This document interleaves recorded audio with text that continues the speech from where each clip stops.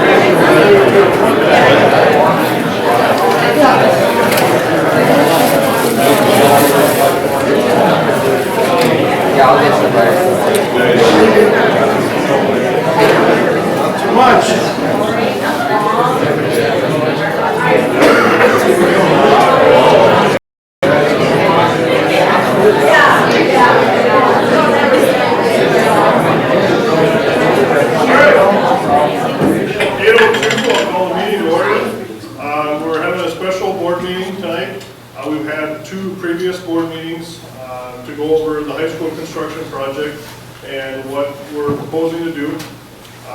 There's been some public demand to have a public meeting for question and answer, so that's what we're here for tonight. We want to have some question and answer session with the board if you have questions.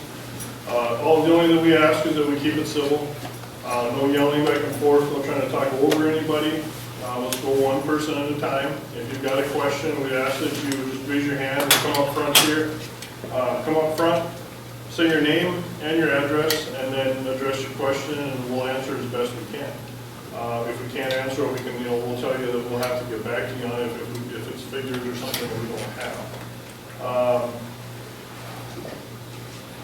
I guess that's pretty much it. Tonight is, like I said, a special meeting for public comment, question and answers. We also have another meeting coming up on February 22nd for another, to go over what our proposed the project is going to be, and then another meeting on March 2nd. So if you want to come back for one of those two meetings, if you haven't been there before, certainly want to come back to one of those meetings, and we'll kind of go over the needs areas of the project. So I'll kind of turn over to Mr. Hull right now to kind of give a background for some of you that haven't been into any of the meetings before, so you can just kind of know how we got to this point to get the project going. So we'll give you background on that, and then from there we'll open up to questions and answers. All right.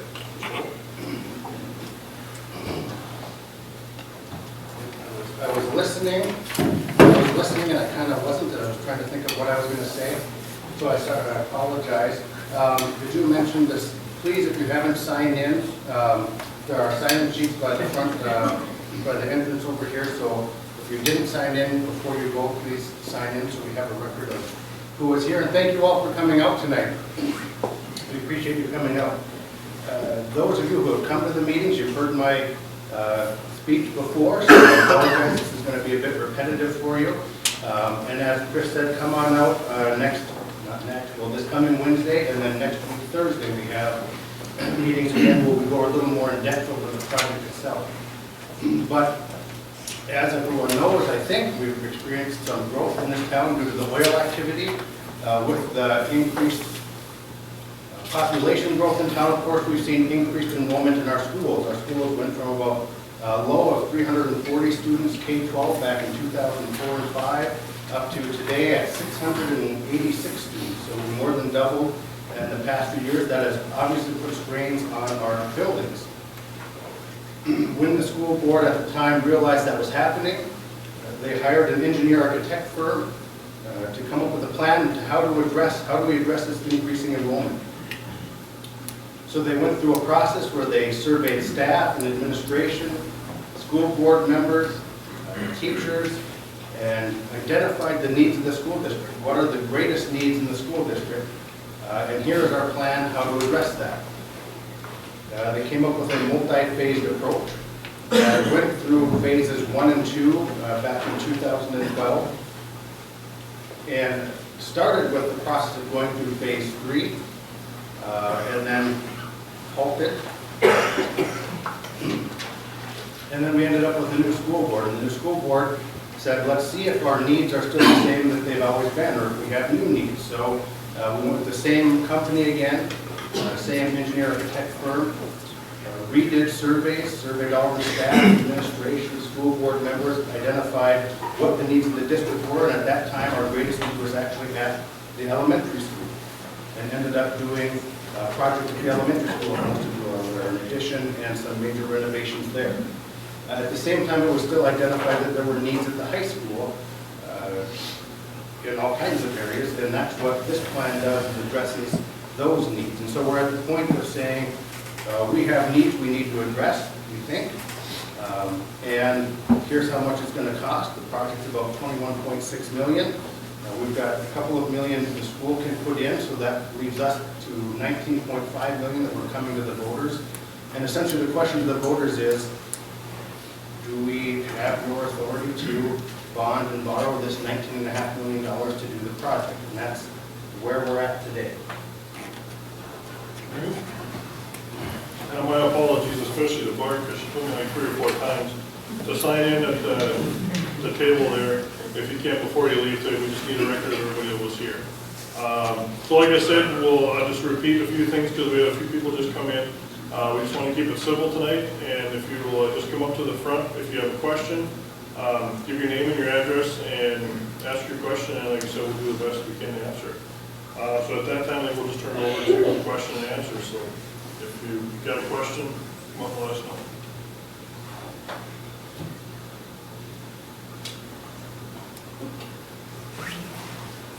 Someone's got to break the ice. I've got a question. My name is Duncan Sorensen. I've only been here for, this is my first year in this Canadian school district. The kids have been enrolled in high school just this year, the Sorensen kids, and one over here at the elementary. And so I didn't get in on the elementary. So paid directly by the Whale Impact Money, essentially. And that's just for the county, the school board that gets that, or is it The school delegated from the state? It comes from the state to the school. Yeah.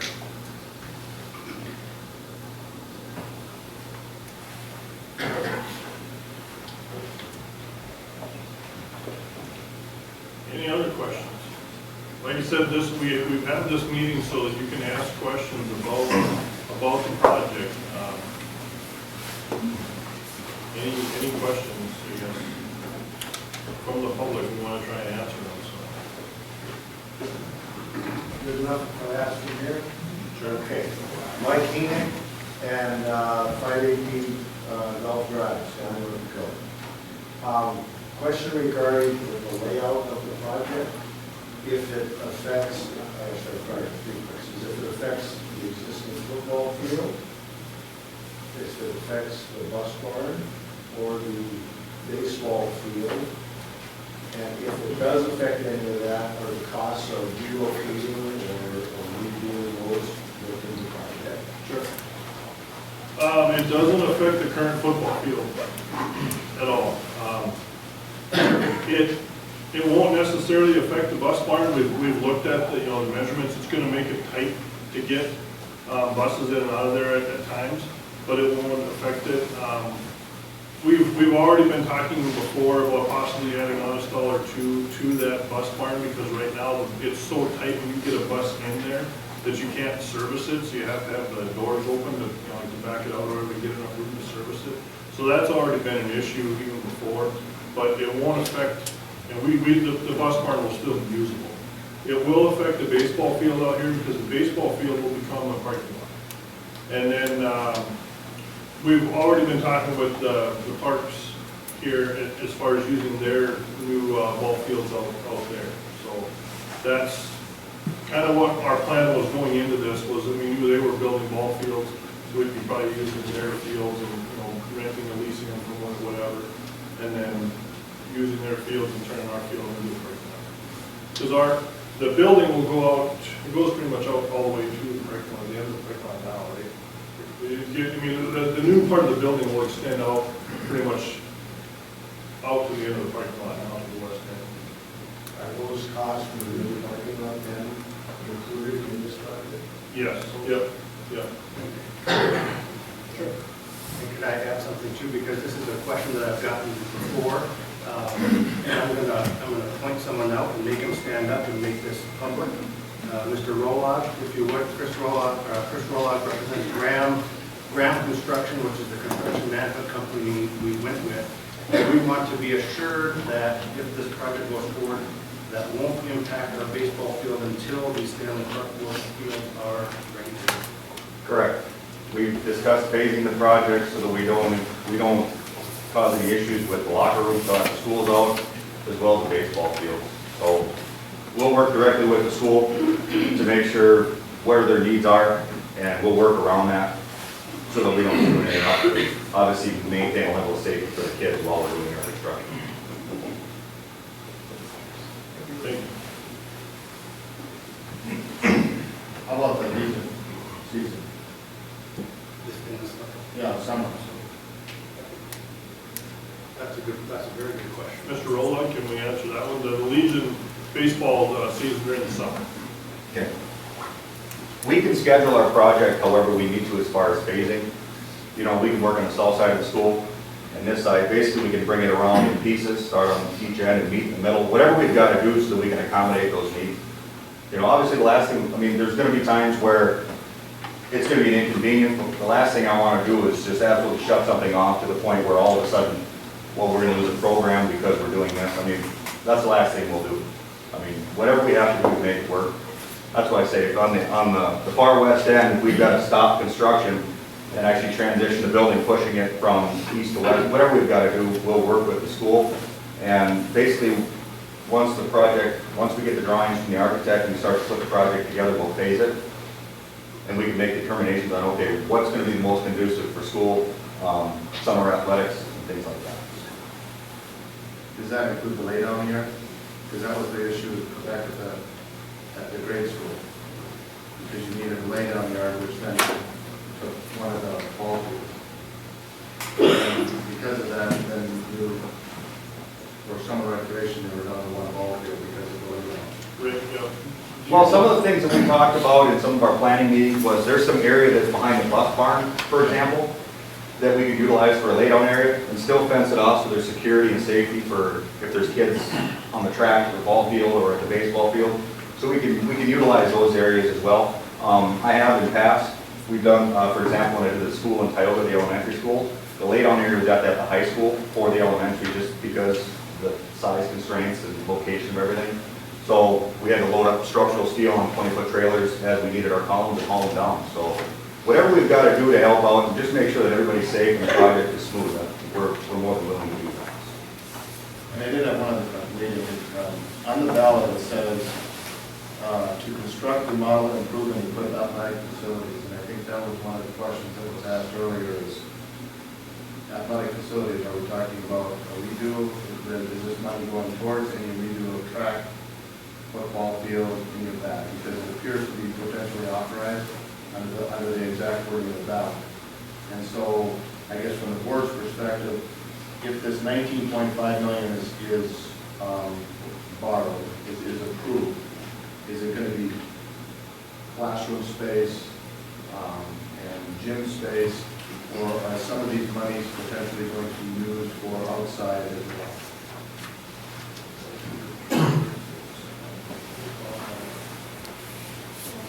And the reason I ask it, I read the ballot and I have your layout, and it doesn't show anything on the layout of anything outside of the school. But I'm confused a little bit by what the ballot says. It depends on what the project actually comes in. We're going to use that as an alternate to upgrade the track, upgrading seating out there at the football field as well. But it's be as an alternate, we only want base monies to cover our base needs. Because right now, the track is not usable for an actual track meet, and that is because of the number of lanes and the surface. So, but we're looking at, I mean, if the project comes in way under, we could use that, or we could look at that as an alternate, which was actually talked about on the previous project from the previous board too, is using that as an alternate, you know, if the money is there. No, we wouldn't do, I mean, it wouldn't change the football field at all. It would affect the stands, because we would widen out, so I mean, it would be a sizable project, I suppose, if you want to say that, because it would affect the stands, we'd have to widen the track out and whatnot to accommodate the lanes and whatnot, but it was just one of those things, if it's feasible, if it's an alternate type thing. And again, I just wanted to make sure of that, because I haven't heard that yet. Maybe in the meetings that I've been to, in reading the ballot, it looks like there is some possibility that those monies will be used for this. Yeah, it's a possibility, I mean, it's something we've discussed.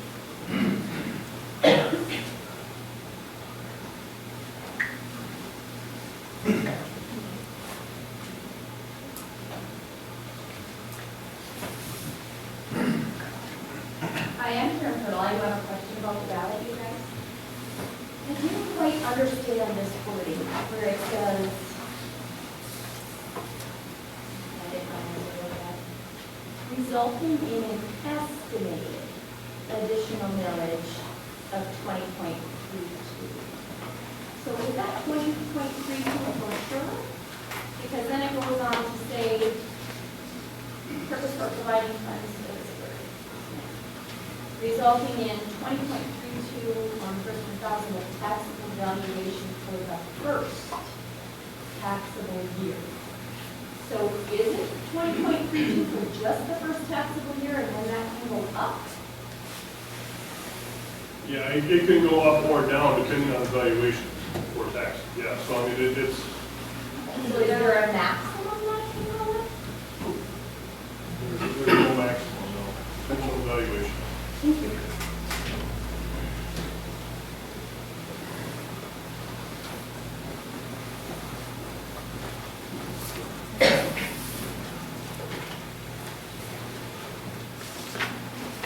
Another one, I was approached by an individual at the ball game there, and it was very informative, and he was talking about this particular project.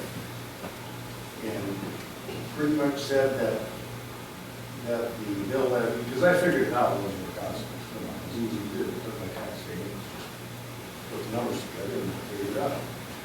And he said that's just what a fraction of what it's actually going to cost, and then what's in the paper is misleading, and it's total project would cost, and I'm trying to figure out why, and if there's any substance to that. Is he the response for that? I don't know what, I mean, I've heard lots of numbers thrown out as well.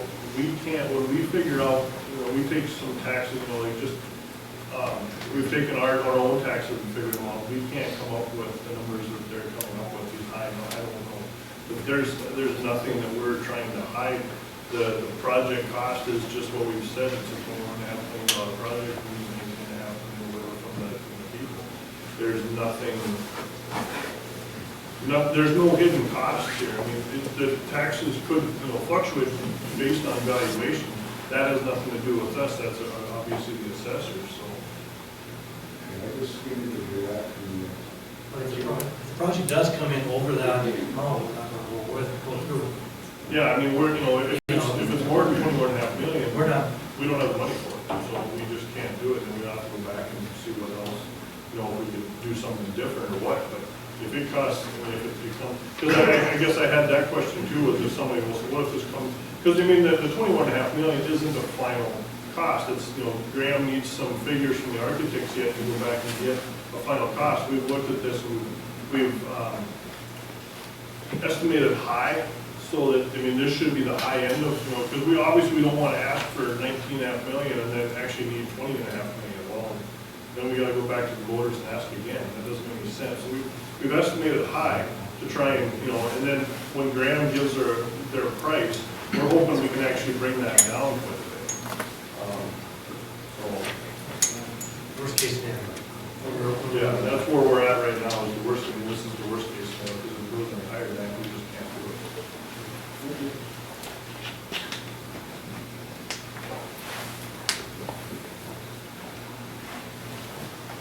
I have one question. What about the debt the school already has? I keep hearing different numbers of what the school debt is now. Okay, yeah, we've paid off some debt, some of the old debt. We can tell you where we're at right now.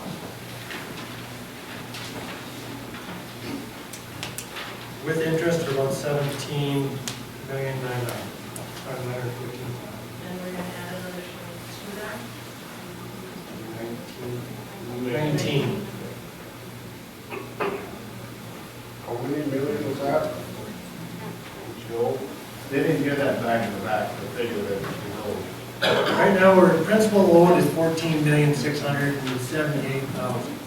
Plus interest is another 3,237,000. Or if we pay everything off with interest, we're looking at about 17,915,000 right now. We can't pay off any of our bonds that we have now any earlier until 2019, because we've paid off everything that we possibly could up until this point, which in the last year, or last 3 years here, we paid off $5 million, saving us $771,000 in interest by paying off that $5 million up to this point in the last 3 years. So we would love to pay down some more, but we can't do that at a time, because those bonds are set up to be paid off at a certain time.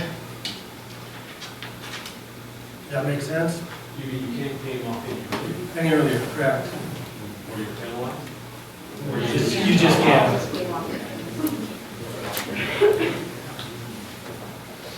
So that's what we have been doing, that is paying what we could to get up to this point.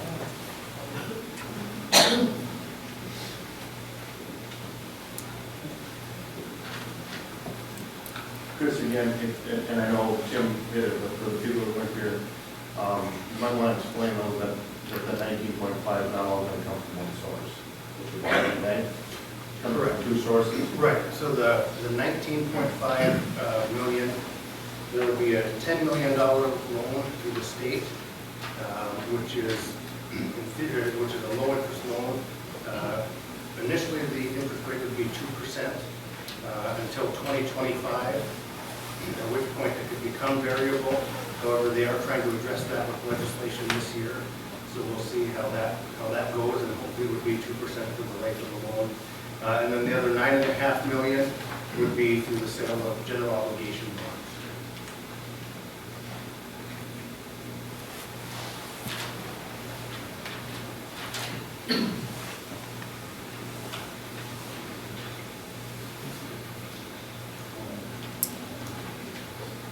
When Joe was out by Blaisdell, I guess I was wondering about the operating expenses. Would they not increase a little bit with the additional square footage? How is that being addressed for the next 20 years or the next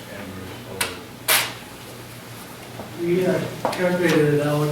Estimation is for maintenance to be about $1 a square foot per year. With this project would be a little over 53,000 square feet, so it'll be about 50,000 in maintenance, just for the upkeep on that project. The utilities and heat or lights, the building itself right here was about 63,000 for the year. I haven't got the total figures, but my plan was we could take the total figure per square foot, divide out what that is, so we can come up with a yearly cost of what it's going to cost for utilities. Part of this project also is going to be adding new windows, so hopefully that our utilities, our heating costs will go down. So there is some more of a savings there that we're not quite able to get a number to yet. So let me understand, you're in this project talking about replacing existing windows Yes. in all the other Yes. old areas? The upgrades. That's included in this. Yes, it's included in this project. Part of the project too, why it's what it is we want to do some of the updates and some of the existing rooms. Yeah, I guess that's one thing with this project, it's not just a complete add-on. We're gonna go back in, and some of the rooms will get updated and whatnot too, so it's a little bit of a maintenance project and an add-on. It's not just a one and a new space.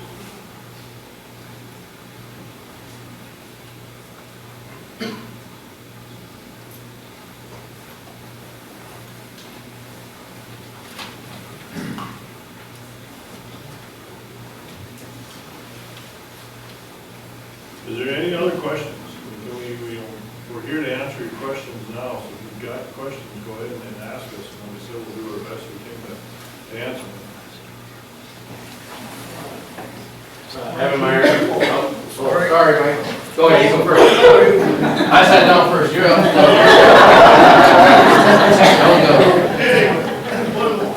Obviously, you've got bonding for, and with the amount of debts you have, and I don't know what the ratios are for the school, how does the bond council feel about the indebtedness of the school and what they need to do if they would change or anything like that? I guess I'm addressing the school. I guess I've never heard anything concerning, concern with it. Okay, That's what you're asking. I guess that answers my question. If there would be a concern, I'm sure you would mention. Thank you. Evan? Can you guys just give, talk about how you assess the needs and the process of the needs, how that kind of came to fruition and why the building plan is the way it is? Just that, like, what you guys went through to get there.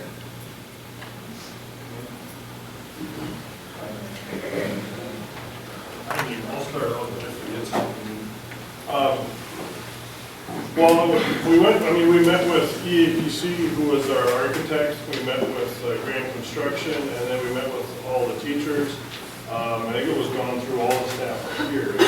So it was gone, and all the staff up here had input as far as what the needs were, what they felt the needs were. I remember we gave them a rating scale, so they rated different things. They thought this was a priority over this.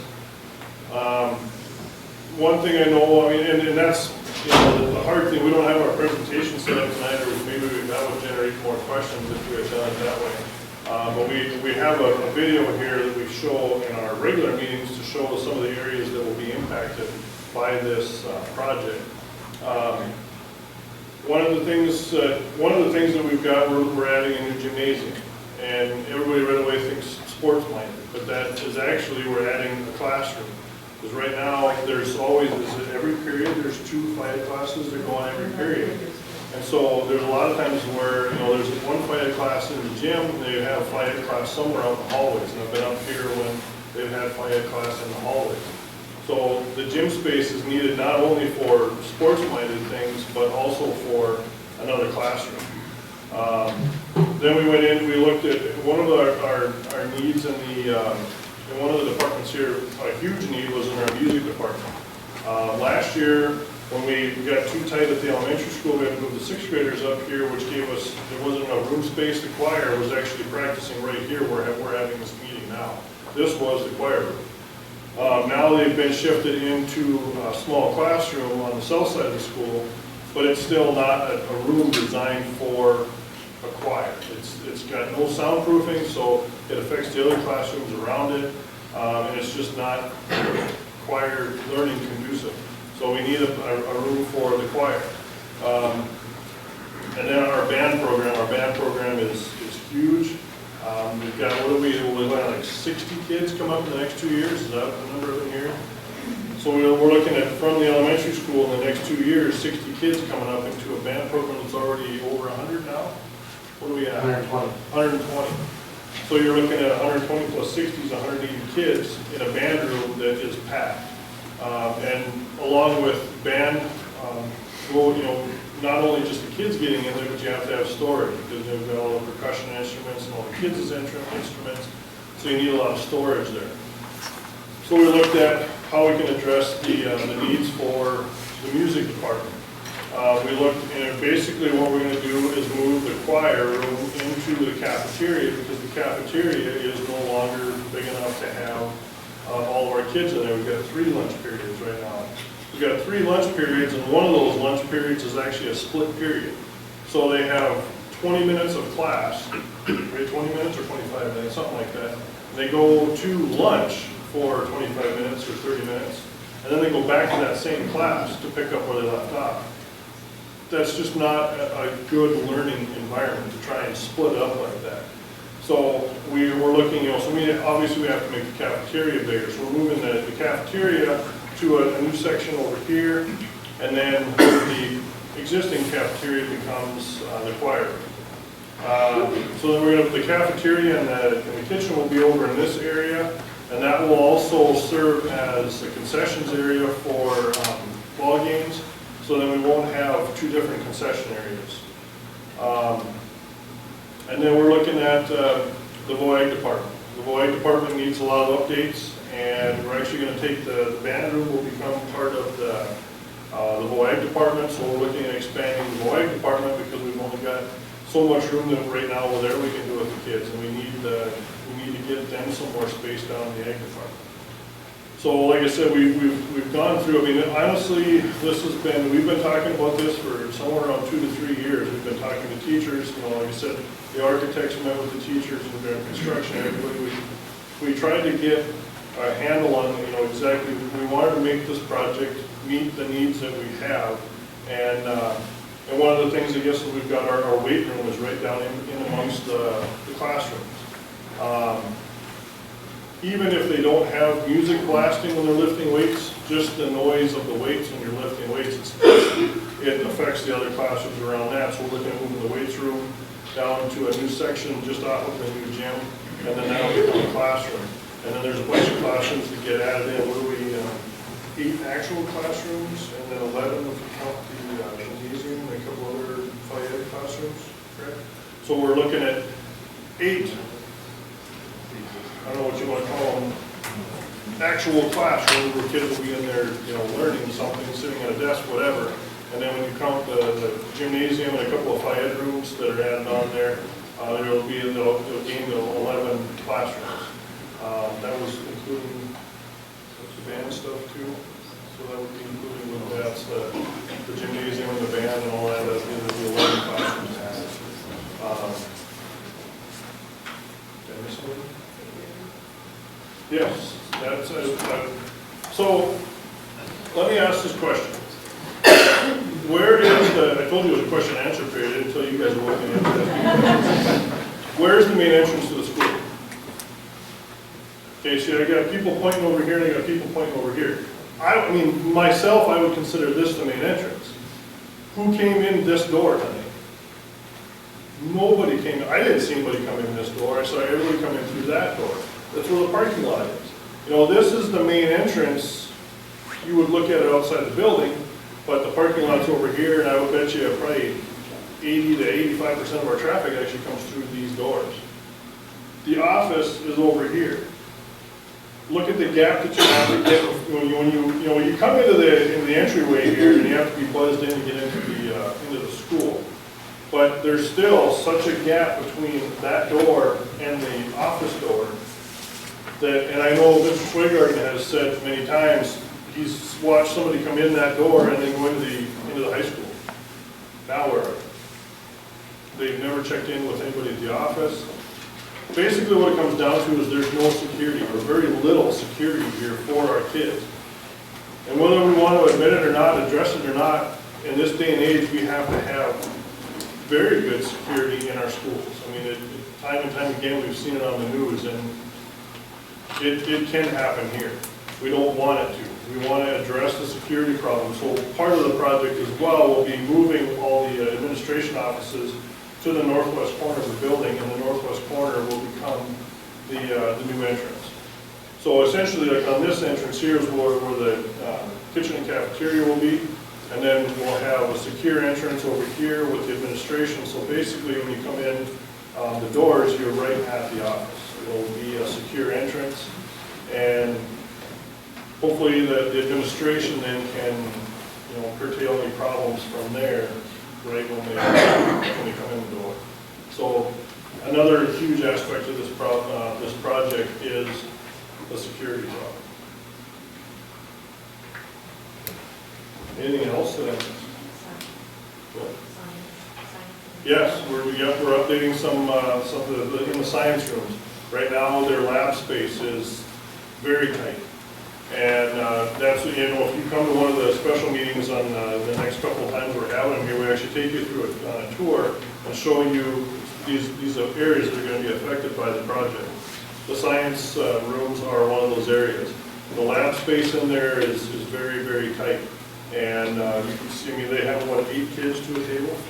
8 kids to a table, I don't know, yay wide or so, and I don't know how they get 8 kids on there, it's very tight, so we're looking at going back in there and redoing some of the science areas so that we can, so we've got, what, 3 science teachers here?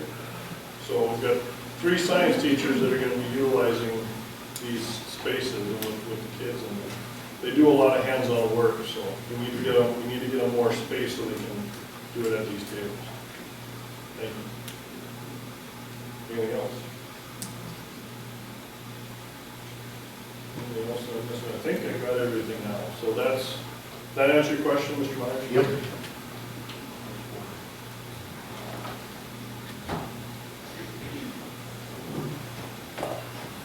Yes, sir. You guys mentioned that you had a certain amount already saved for this project. Can you save that over 2 or 3 years?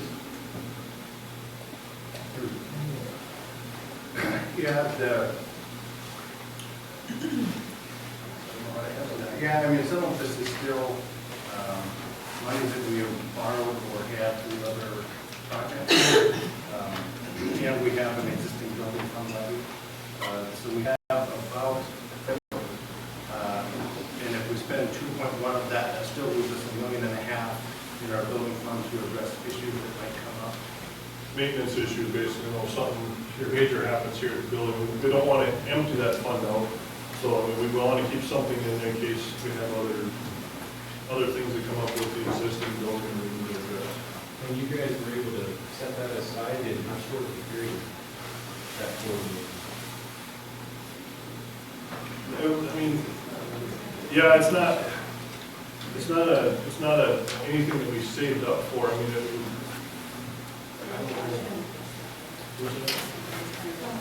Hi, I'm Marguerite, I'm the business manager, and I've been working at the school for 15 years, so I've got to work with a few boards, so just want to let you know, I try to answer it as best I can. When the oil impact money came into the school, there was different formulas that first started, and it was 5%.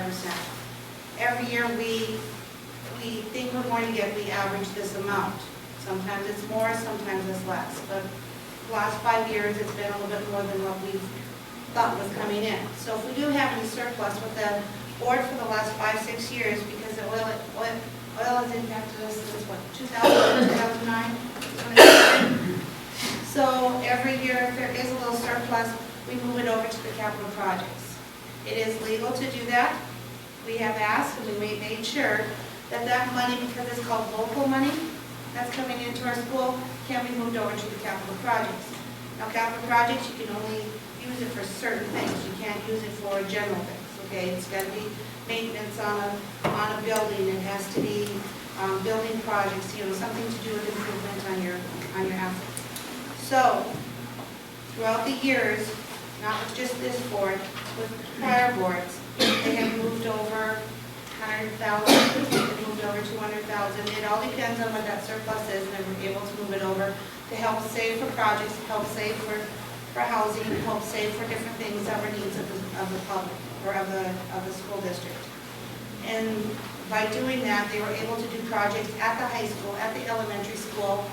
Not all of it. Some of it has been bonded, some of it has loans on it, but they've been able to do some things that were desperate needs of the district. Teaching housing. That started in 2008, I believe, 2007, 2008, when the board at that time saw a need. That the rent in town was very expensive and we weren't getting teachers because of it. So they decided to go that route. So there's different avenues and different thoughts and different priorities that come up through the years. Does that help answer your question? A little bit? so we can't really tell you what we see, because it's the surplus at the end of the, you know, the budget year that we move into that capital project. So it's not like we saved, you know, a certain amount and moved it in there. It was just that surplus. That's why we really can't. Was that the surplus that you mentioned, if you don't use it, you lose it? Or is that separately, you can hold over year after year? That was a low interest loan on that. Yeah, that was a low interest loan, and that was, there was a certain time frame we had to use that. I guess I just asked because that I'm on the old school principle, if I don't buy something unless I save up a lot to get it. And I'd like to see that carry out to school boards and city councils.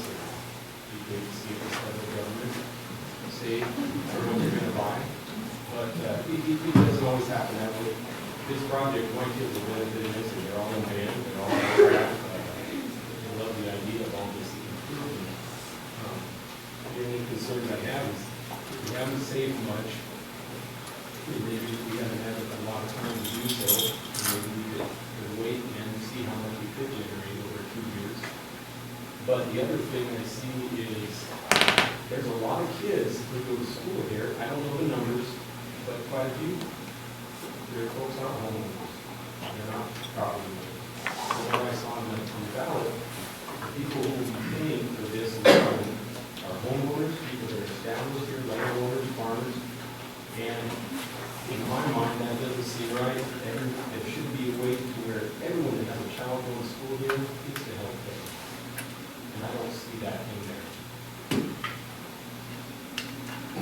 I can't argue with you there. I mean, everybody should pay their own way, but if they're renting, I mean, there's no way we can enforce them. That's where we get our revenue from, this is the property taxes. So the person that owns that building is going to pay their taxes, and they may up the rent to, so somebody may actually pay higher rent in an apartment or something, and that, they're kind of paying it through the back door, say, as part of that code. I mean, like I can't argue with you on the point, but we get our revenue from property taxes, so it's, I mean, one thing that was mentioned to us before, we hadn't thought about it here, was a sales tax. And that's a possibility. We've discussed it. We could go to the city and ask for a half or 1% sales tax. If that passes, that could supplement what we're doing here at the school. If the city would work with the school and pass over that, that 0.5% or 1% sales tax. But again, that's, that would have to go through a vote as well. So it's Target more people. yeah, it would target more people. Now, that wouldn't necessarily target just the people that live here either, because that's people that are coming from out of the area too. So now you've got people that are coming from out of the area that help them pay for your school. I don't know, but that's fair now too. There's a lot of, a lot of different ways that can go too, so. Just to follow on that, part of what drives that was attorney down to the city. On the sales tax thing? Sales tax, yeah. Okay, so that was something, because when it was brought up to me, I didn't know, I asked him, he didn't really know. So we thought we'd look into Sorry, it. when affected by firing on the shot. I called the tax department, I said, absolutely. Yeah, there's an attorney general's opinion on it in regard to this, so unless they've changed the law in the darkness. Well, and we can still check into it, like I said, I don't know if it's, we never thought, I never thought of it, because for me, it's a city sales tax, it should be the city's thing. But, I don't know, we can look into it, but yeah, it's just another avenue we were looking at. There was something that was brought up. Just one of the things that I think, Tim, in your other presentation, you were doing that, but since 1983, the school district has been levying 20 mills, right? Has had the ability to. Has the ability to do the 20 mills. And I think last year was 18.12 mills. I think it was This year, 16. last year, the year before, I think the auditor showed it was 18.12. It might have been last year. Yeah. So that's part of the answer to his question too, is how you guys have potentially gotten monies. Is that there already is up that you can already levy up to 20 mills already without any further action of the board. Yeah, thank you.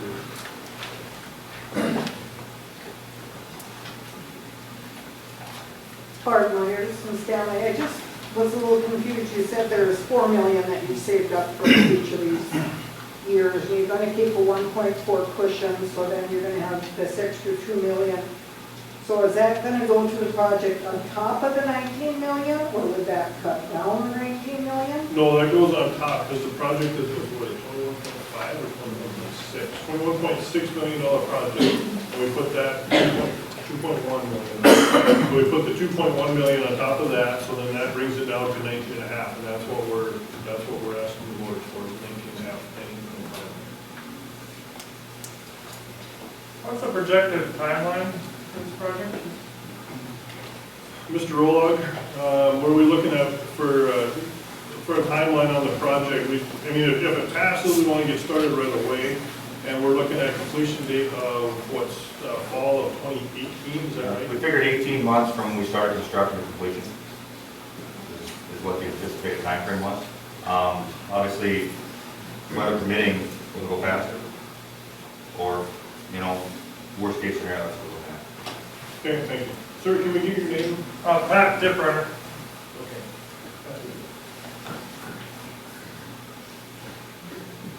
How many contractors bid on the job? You guys, how many did you go out and bid this year?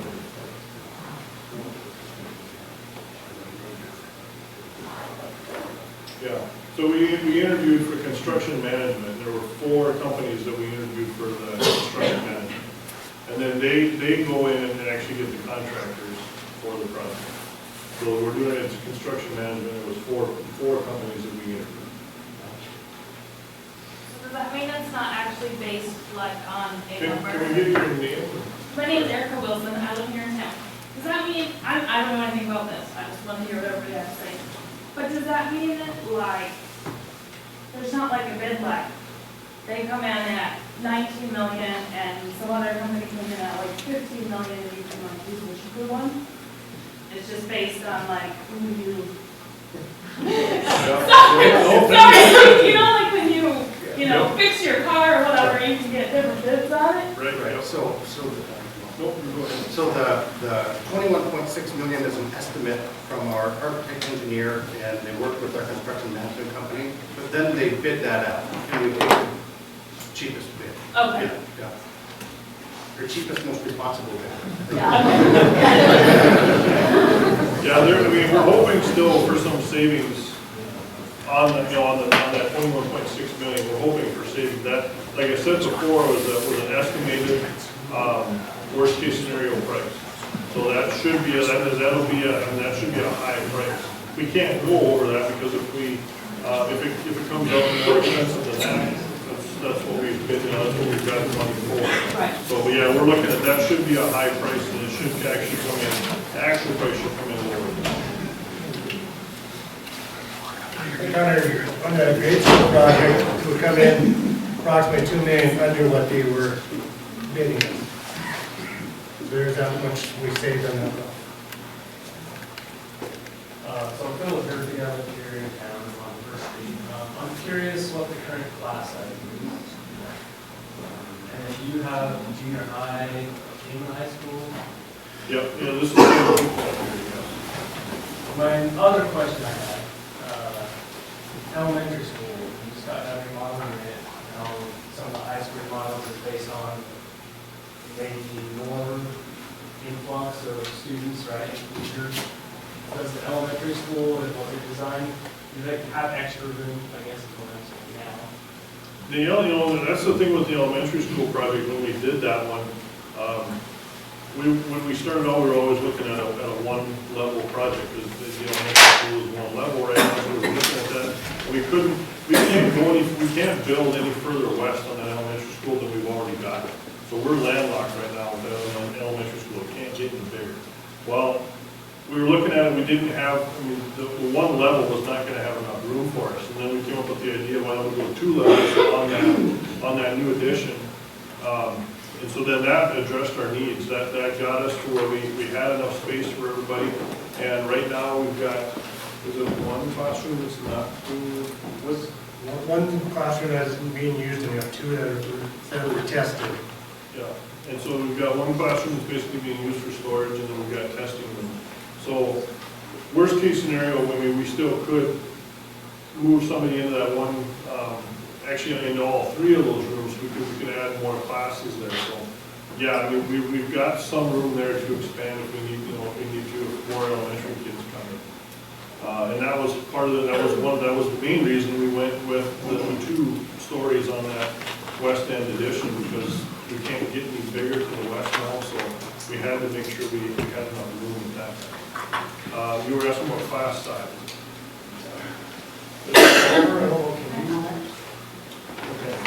Do you want a high class or? No, just average. I was just curious. Because that's the problem with these classes, there's electives, and then there's, with high school, it's not like you've got to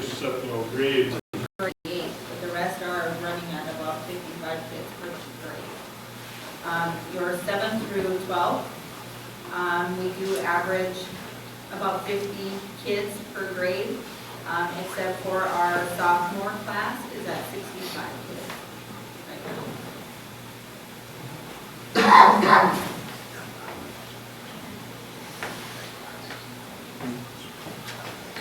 Did we answer all the questions we had? Yeah. There was a few of them that were easily done.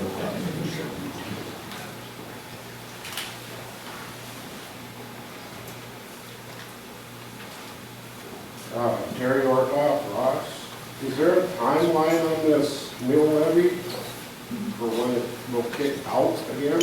Yeah. 20 years, yeah, it's 20 years. It's a 20-year mill levy. So, yeah, we're not, it's not gonna be increased forever and ever, it's 20 years and then. For 20 years, just about. So,